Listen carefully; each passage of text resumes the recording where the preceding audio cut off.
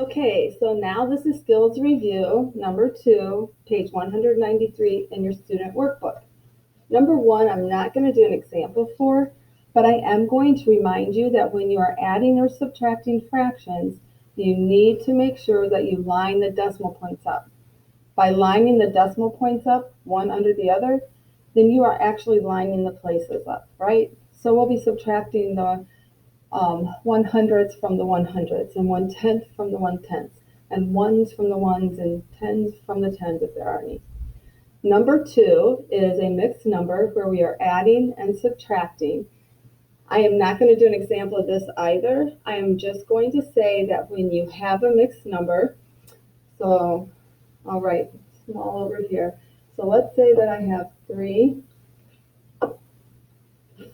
Let's say that I have 3 and 1/2 plus 2 and 2/3. Sorry, that is a 2, so I'll try to make it look like a 2 later. All right, so I can go ahead when I'm adding and add the whole numbers, and I like to write mine vertically up and down. So it'd be like 3 and 1/2 plus 2 and 2/3, and I know 3 plus 2 is 5. And then over here, I have my 1/2 plus my 2/3, and we all know that when you add or subtract fractions, you have to have a common denominator. So I guess I will work through this example quickly. So if we look at our denominators, in 1/2 the denominator is 2, in 2/3 the denominator is 3.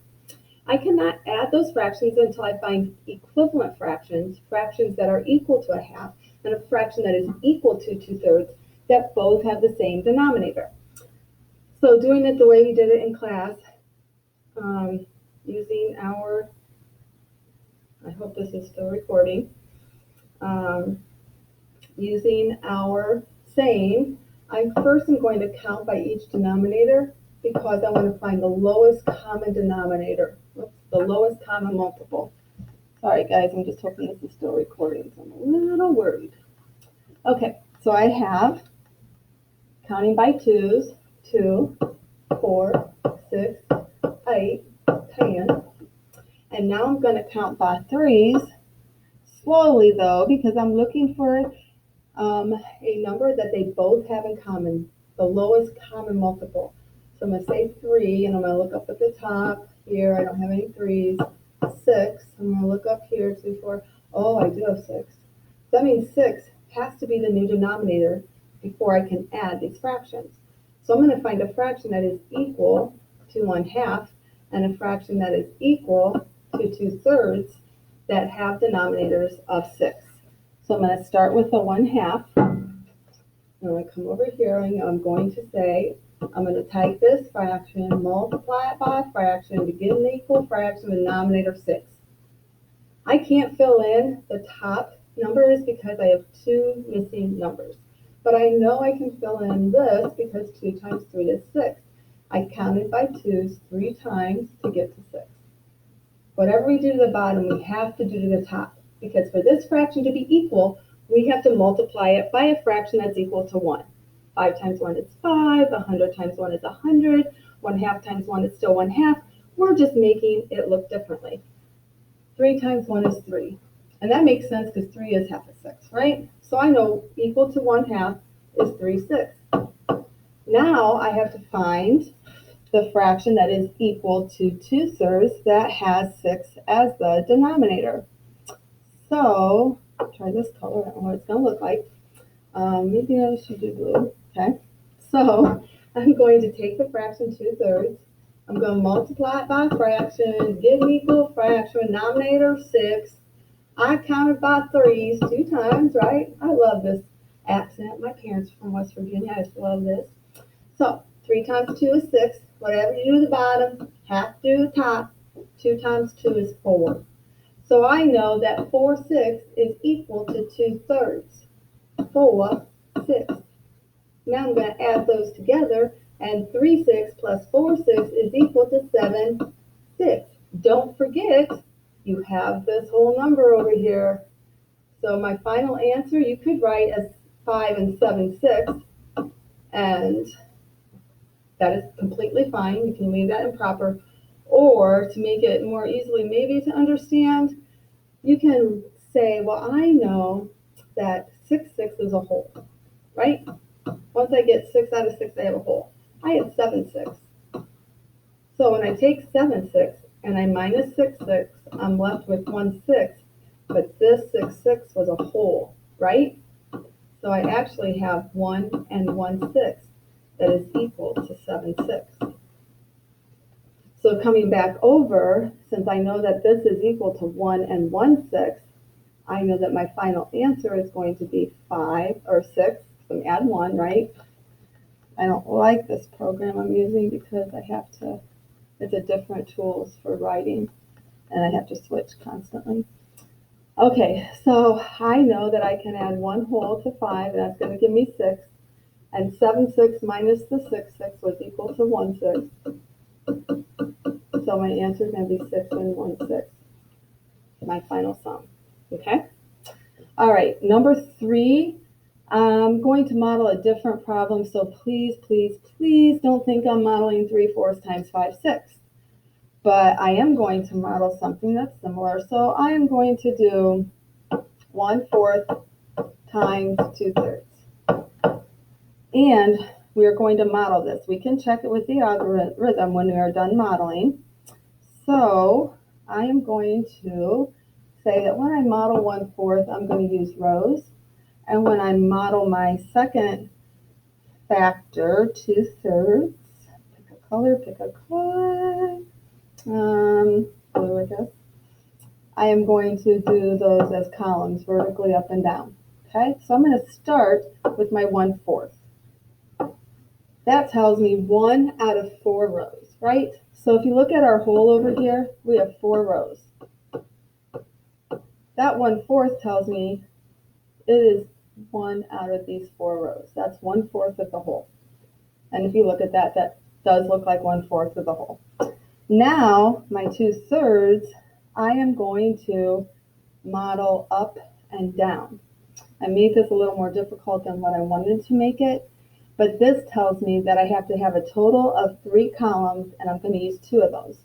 So to make a total of 3 columns, I know that these 2 columns would be one, these 2 columns would be another, and these 2 columns would be another one, right?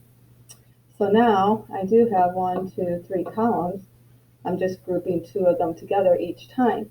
So I need 2/3. So I know if this is 1/3, right, that's 1/3, then I know that this is 2/3. Okay? And my answer, my product, is going to be where my colors overlap. So I have 1, 2, 3, 4, right? Out of a total of 6, 12, 18, 24. So according to this, my answer is 4/24. Now, if I divide 4 by 2, I'm going to get 2, right? And 24 divided by 2, is really dividing by a fraction equal to 1, is 12. So 4/24, which is equal to 2/12. And the reason I did this 2/12 is because when you come back over to the fractions and use the algorithm, you're going to get 2/12. And you need to understand that 2/12 is equal to 4/24. Now that's my example. That is not the problem they gave you, so please don't think that that's the answer. I'm just doing that to help you be able to use that as an example to work through the problem. Now, if we look at number 4, we're using a ratio table to help us solve, right, the long division. So we are going to use a ratio table to help us get the quotient in 891 divided by 27. Only I am going to use a different example, of course, because I don't want to be doing these problems for you. And I'm going to try to get this erased as quickly as possible. For some reason, I cannot make this erase it larger, but it will work this way. So, looking at my example, I am going to use an example of 180 divided by 15. Whenever you're dividing, we know the total. Our quotient isn't going to be greater than the total. We have all we're going to get, and we are dividing it, right, into groups that are equal.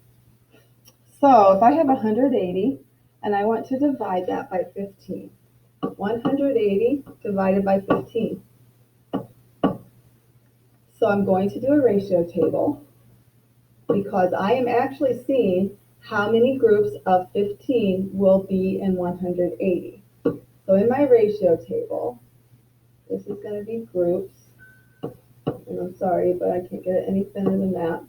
And this is going to be the total. And we're always going to start with 1, right? Because remember, we said to unlock our brains when we're using ratio tables, 1, 10, 5. That will help you work toward the numbers you need. So I know if I have one group of 15, my total is 15.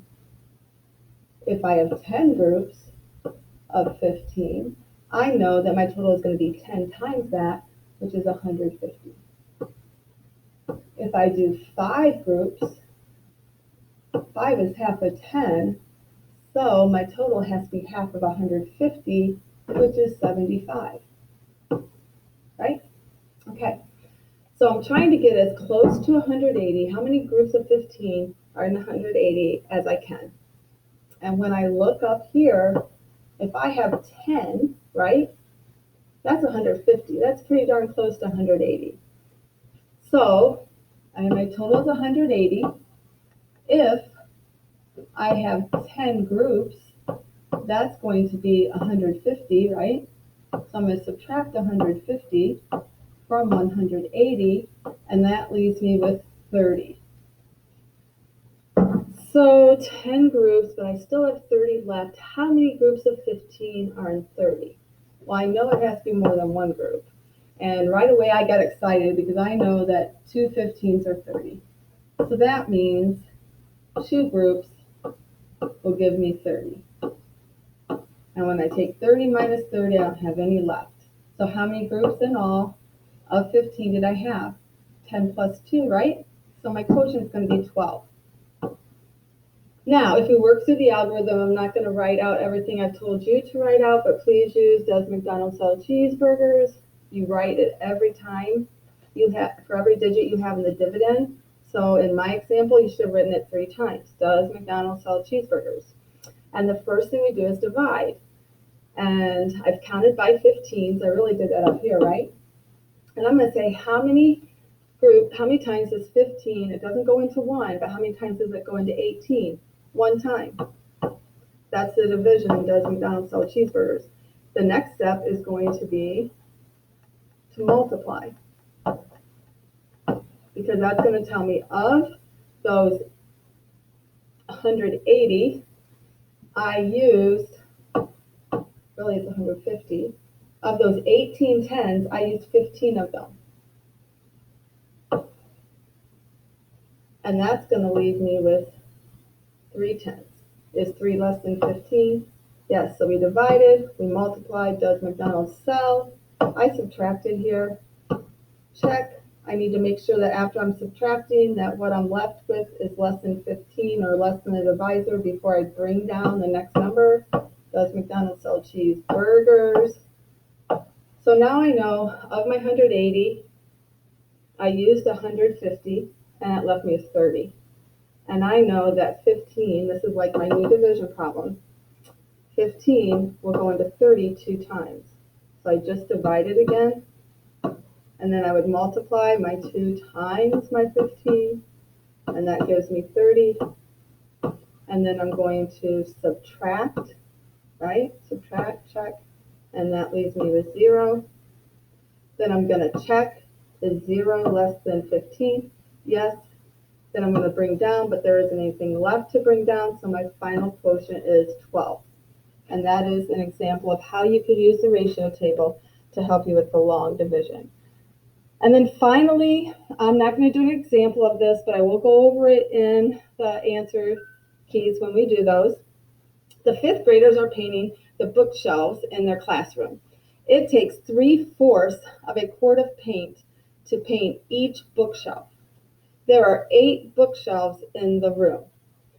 How many quarts of paint will the kids need to paint all 8 bookshelves? Write an expression to represent this problem. Solve the problem. Show your work with labeled visual models, numbers, or words. I super encourage you to just draw the picture of what you know. So, you know that there's 8 bookshelves, so I think you could illustrate that. You know that it takes 3/4 of a quart of paint to paint each. That's a key word, right? Each group will get the same amount, each bookshelf. And then you just need to find out how many quarts of paint will be needed for all of them. Okay, so let's see if it will actually let me switch to the next page. It should, but I don't know that it will. So page 194, which continues, will be a separate recording. And that's okay because this one was getting kind of long, right? Okay, that's it.